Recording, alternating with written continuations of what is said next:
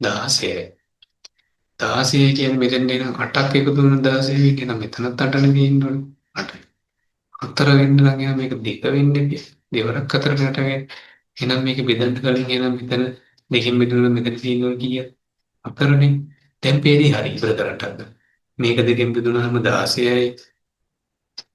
මේක 4ෙන් ගුණුනාම නම් අපිට එනවා 6යි 64යි 64යි. ඒකට 8ක් එකතු වුණොත් කීයද? 72යි. 72 4ෙන් ගුණ වුණොත් කීයද? 8යි 4ක් 8. sorry 4ක් 4 වරක් 2 8යි 4 වරක් 7 4 වරක් 7 4 වරක් 5 20යි 6 24යි 6 8 28යි. හරි. ඒකට 8ක් එකතු වුණොත් කීයද? 3 sorry 296යි. ඔන්න ඔය ටික තියෙනවා. දැන් බලන්න උත්තර. එහෙනම් පළවෙනි උත්තරේ දෙන්නේ රෝම ඉලක්කම් 3. D අක්ෂර සහිත ස්ථානයේ තිබිය යුතු සංකේතය. D කියන්නේ කවුද? 16 තියෙන 16 අන්න හරි කිය අංක 4 රෝම ඉලක්කම් 4. ඊට 16 වෙන සංඛ්‍යා නිරූපණය කරනු ලබන ඉංග්‍රීසි අක්ෂර මොනවාද? 16 අපිට ආව මෙතන ඉඳලා ගණන් කරමු. D ඊළඟට G DG කොඩි G ඉන්නවද? D අකුර ඉන්නවා මෙන්න මෙතෙන් දෙන්න ඕනේ නම් අපි G අකුර වැදිලා නැහැ. රෝම ඉලක්කම් 3. right. ඒක ඉවරයිනේ. තේරුණාද? තේරුම් නැත්නම් නැවත වීඩියෝ එක අරන් බලන්න. ඊට තව එකක් තියෙනවා රහස් භාෂාවක්. ඒකත් ඕන කරන්න පුළුවන්. හරි. ලස්සන කරන් ටිකක් තියෙනවා මම ඊළඟට දාන්න. ඒක ඔයාලා පුළුවන් තරම් හදන්න. හරි. එක ගාන ටිකක් තියෙන්නේ මේක පුළුවන්. හරි. දැන් මේක කියන්න ඕනේ ඔයාලට මේ IQ කියන එක කාගේවත් හදපු පොතක් නෑ. මේ දයරෝණ අතු කොරලින් කියනවා දයරෝණ අතු කොරල කියන මහත්තයා ගාව තියෙනවා IQ පොතක්. එයාට ක්‍රම වර්ග තියෙනවා. ඊට අමතරව මම දන්න විදියට පොත් නම් ටිකක් අඩු විදියට තියෙනවා. හැබැයි IQ වලට කියන එකක් හදලා නැහැ. ඒ IQ කියන එක තියෙන්නේ කියන පුද්ගලයා ගැන වෙනස් වෙනවා. හදන පුද්ගලයාගේ තීරණය අනුව සංඛ්‍යා රට. කියන්නේ මේවට කොහොමද උත්තර ගන්න විදිය කියලා ක්‍රමයක් කොහෙවත් තාම සටහන් වෙලත් නැහැ. විභාගවල අනිත් එක මේ මාකින් එක්කුත් නැහැ මේ විභාගවල තියෙන ප්‍රශ්න වලට අදාළව. දැන් අපි A level උගන්වනවා. A level O level උගන්වන ඒවල තියෙනවනේ මාකින් එකක්. නේ මම A level භෞතික විද්‍යාව උගන්වන ගුරුවරයෙක්. එතකොට අපි මාකින් එකක් කියන එකක් තියෙනවා. ඒක බලලා තමයි ලකුණු දෙන්නේ. හැබැයි මේවටත් මාකින් එකක් හදනවා විභාග පේපර්ස් වලට. මේ විභාගය කියන්නේ රජයේ විභාග වලට කියන්නේ ව්‍යාපෘතියේ ජොබ් වලට ඇප්ලයි කරන විභාග වලට නේ රාජ්‍ය විභාග නෝවට තිබ්බට මාකින් එකක් නැහැ. රීඩක්ෂන් දාන්න බෑ. අපිට ලකුණු කීයක් තිබ්බද කියලා කිව්වට අපි මේ නැවත සමීක්ෂණ කියන ලකුණු දාන්න බෑ. හැබැයි ඒ ලෙවල් වල නම් ඒවට තියෙනවා.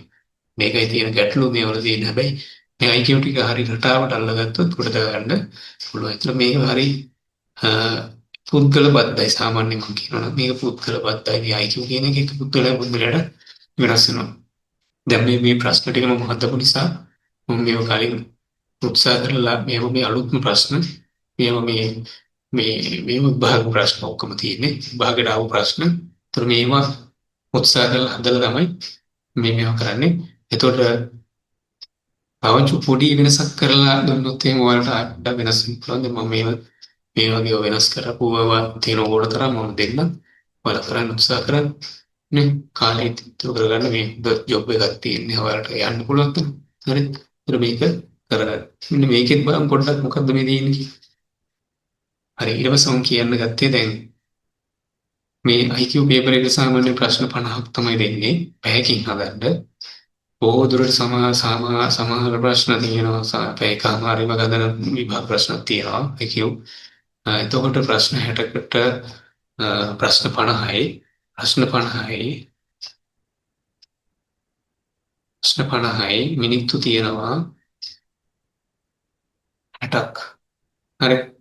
එතකොට එක ප්‍රශ්නයකට තියෙන මිනිත්තු ගාන බැලුවොත් කොහොමද කරන්නේ? මිනිත්තු 60ක් තියෙනවා. එතකොට එක ප්‍රශ්නයකට 60ක්ම තියෙනවා. ලකුණු විනාඩියක් තියෙනවද? නැහැ. එහෙනම් 50 බෙදීම 60. කියන බිඳුව බිඳුව කරනවා. 5 බෙදීම 6යි කියන්නේ බිඳුව දශම 6 වරකට 48 sorry 6 වරකට 48යි දෙකක් ඉතිරි 6 වර 3ට මිනිත්තු ගත්තොත් බිඳුව දශම 8යි 3ක් යනවා මේ එක ප්‍රශ්නයකට වෙලාවක්.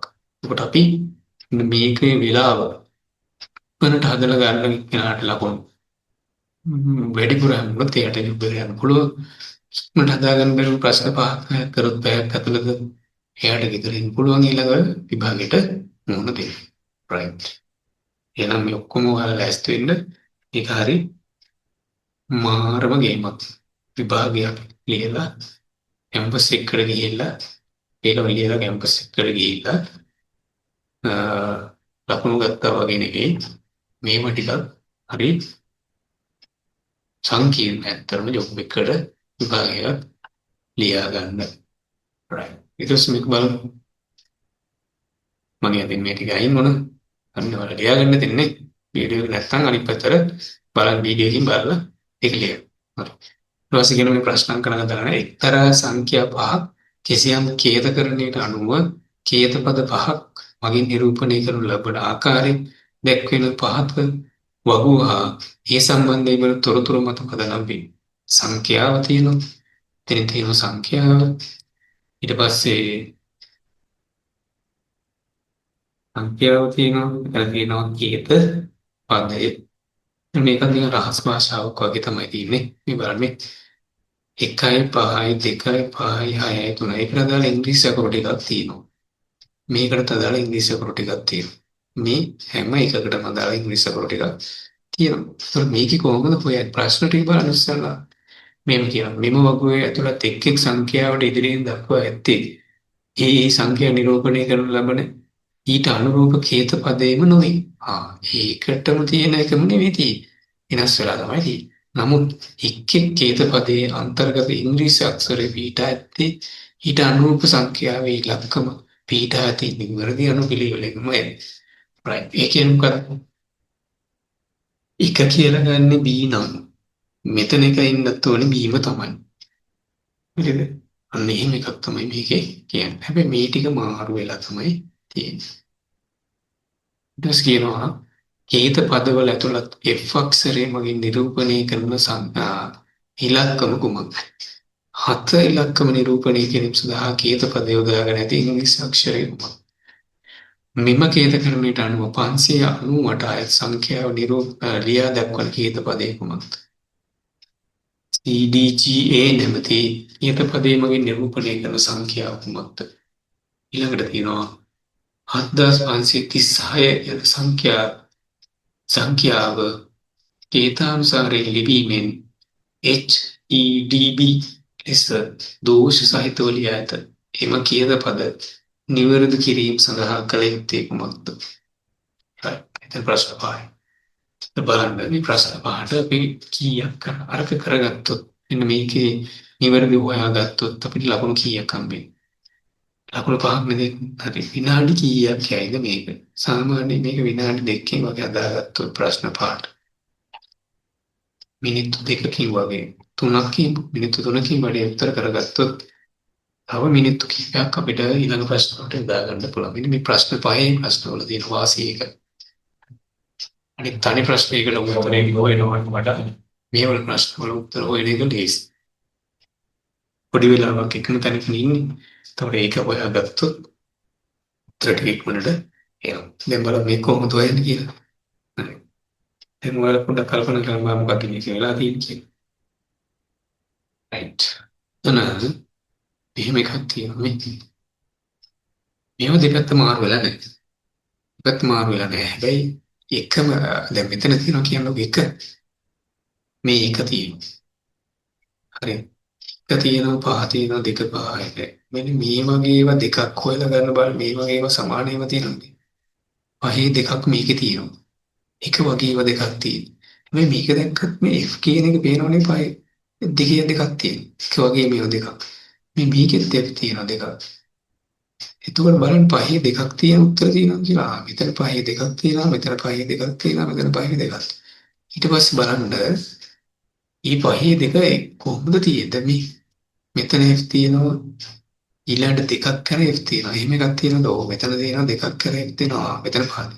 එහෙනම් දැනට ඒක වගේ පේන්නේ. දන්නේ ඊට පස්සේ බලමු මේක අපි පොඩ තිතක් තියනවා මේක මොකද යනවා. හරි මෙන්න මෙහෙම යනවා හරි ගන්න හරි දැන්. ඊට පස්සේ තව එකක් තියෙනවා මේ පහේ එකක් මේ පහ තියෙනවා ඉලක්කමක් නැහැ ඉලක්කමයි ඊට පස්සේ පහ. මේක ගන්න බෑ ඊට පස්සේ F තියෙනවා මේ අපි F නේ සංසන්දනය කරන්නේ බෑ.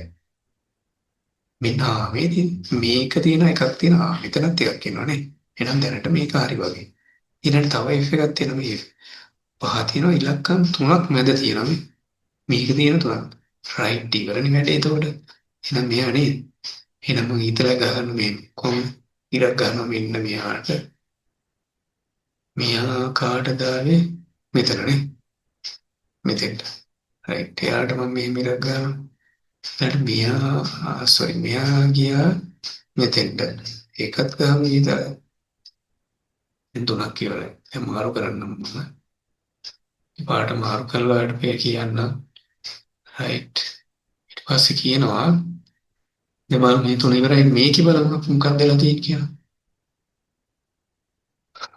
8 ඉන්නවා මේ 8.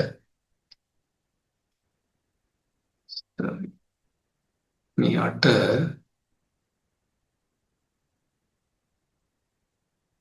මෙතන කෙලවරට මුලට ඇවිත් කෙලවරේ මොයි මුලට 8 ඉන්නවා මේකේ කෙලවරේ ඉලක්කමට කලින් 8 ඉන්නවා. දැන් අපිට ඉතුරුනේ මේ දෙන්න නෙමෙයි. මේ දෙන්නගෙන් මෙයා H කියලා ගත්තොත් කෙලවරට කලින් ඉන්නේ 8 මෙයා මෙතන H වෙන්න බැරද? එන ගන්න බෑ. එහෙනම් මේක ගමු මේ 8 කියන්නේ G කියන. එහෙනම් මේක ඉන්නේ මේකට කලින්නේ. රයිට්. එන ඉවරයි වැඩිනේ. මේකේ එන යනවා කෙලින්ම මෙහාට මේකේ යනවා කාටද? මෙහාට. හරි. ටික ටික පේන්නේ නැහැ වගේ. කහ පාට අපි වෙන පාටක් ගමු. පොළ. හරි. මෙතනනේ මේක කෙලින්ම යනවා මෙහාට. මේක කෙලින්ම යනවා කාටද? මෙහාට. සංසන්දනය කරමු. දැන් අපි නියම බලන්න. අපි අහන්නේ ප්‍රශ්න මොනවද? F අක්ෂරේ හොයාගත්ත කීයද? F කියුවේ පහටනේ. වැඩේ හරියන කීයද මෙතෙන්ට? එතෙන් අංක 2. 7 ඉලක්කම නිරූපණය කරන මොකක්ද? 7 ගත්තේ කාටද? 7 අපිට 7 තිබ්බා. එහෙනම් මේ බලන්න. 7 කියන්න ඕනේ නම් කවුද? H නේද? H O B බලමේ 7 මෙතන තියෙනවා H. මේකේ මුලට H තියෙනවද? හරිනේ. එහෙනම් කියන්නේ කවුද? H. කියනවනේ අංක 4. එම සංකේතය 598. 598. පහ ගත්තේ කාටද? පහ කියලා ගත්තේ F අක්ෂරේ. එහෙනම් F තියෙන උත්තර මොනවද තියෙන්නේ? මේකේ නෑ, මේකෙත් නෑ, මෙන්න මේ දෙන්න. ඊට පස්සේ 9 8. දැන් අප 8 නම් මතක් කරා වගේ මතකයක් තියෙනවා. 8 මේකේ මුලට තිබ්බ G. එහෙනම් ඉබරනේ වැඩේ. මේකේ G කොහොමද? G තියෙන කෙලවරට මෙයා. එහෙනම් උත්තරේ 2. උත්තරේ 2. ඊළඟට C D G A නැවති සංකේතන C D G ආදෙමි අපි හොයාගත්ත G කියන්නේ කවුද? G කියන්නේ 8. T හොයාගත්තද? නෑ. H නෑ හරි. 8 දෙවෙනියට ඉන්නේ කවුද? මෙහා ඉන්නවා. මෙයාත් ඉන්නවා. මේකේ නෑ නේන කපුවා. මේකත් කැපුවා මෙන්න මේ දෙන්න. 8යි 4යි ඉන්නේ. එහෙනම් මොකද්ද පහ? C කියන්නේ කාටද? C කියන්නේ මෙතන මේ 7 කියන්නේ C නම්. sorry 7 කියන්නේ H නේ. ඉතින් sorry. බලමු C කියන්නේ කාටද කියලා. C D C D ඩී බලමු ඩී කොහේ හරි ඉන්නවා. එතනින් බලමු ඩී. මේ රටාව හරියට. එහෙනම් මේකේ හතර නේද? ඩී කියන්නේ. එළවෙන ඉඳලා දෙකක් අතර හැරලා. එහෙනම් තව බලමු එකක් මේකේ ඩී. මේකේ තුන. මේකෙන් ඉන්නේ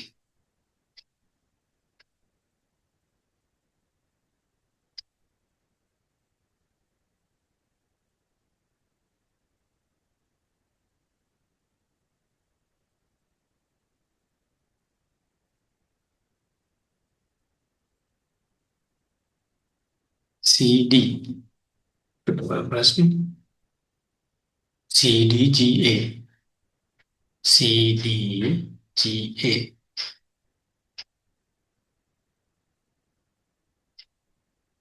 CD කියන්නේ 56නේ. CD නේ. CD. CD. 63. 63. ඔව්. CD කියන්නේ කාටද? 63. කො 63 ඉන්නවද මේකේ මුල? රයිට්. එහෙනම් කීයද? 3.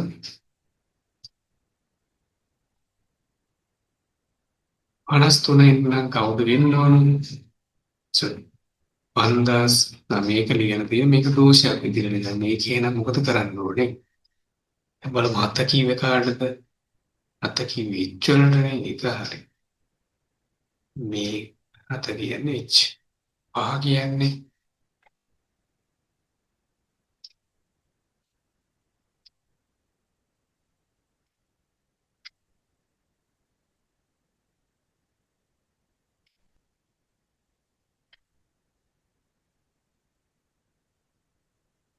පහ කියන්නේ F. ඔව්. පහ කියන්නේ F.